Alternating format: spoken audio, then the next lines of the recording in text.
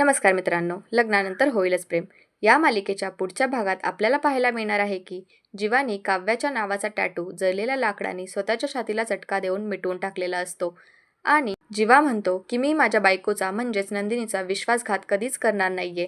यावर काव्या खूप नाराज होते आणि तिला समजते की जीवानी या लग्नाचा स्वीकार केलेला आहे.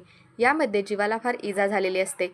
त्याने जळलेल्या लाकडाने आपल्या छातीला चटका दिल्यामुळे तेवढ्यात नंदिनी तिथे धावत पळत येते आणि जीवाला खोलीमध्ये घेऊन जाते. त्या जखमेवर ती मलमपट्टी करते. नंतर काव्याची चांगलीच शाळा घेते.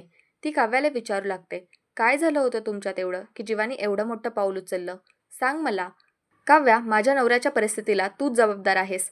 कशाला एवढा फोर्स केलास त्यांना की त्यांना शर्ट काढायला लागला? तुला आमच्या नवरा बायकोच्या मध्ये पडण्याचा काहीच हक्क नाहीये.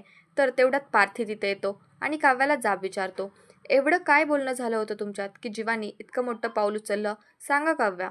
काव्या काहीच बोलत नाही, शांत उभी असते. तर मित्रांनो, तुम्हाला काय वाटतं, काव्य आणि जीवाच्या प्रेमाबद्दल सगळ्यांना समजेल का? कारण शेवटची निशाणी जी राहिली होती तो म्हणजे टॅटू, आता तोही मिटला गेला आहे.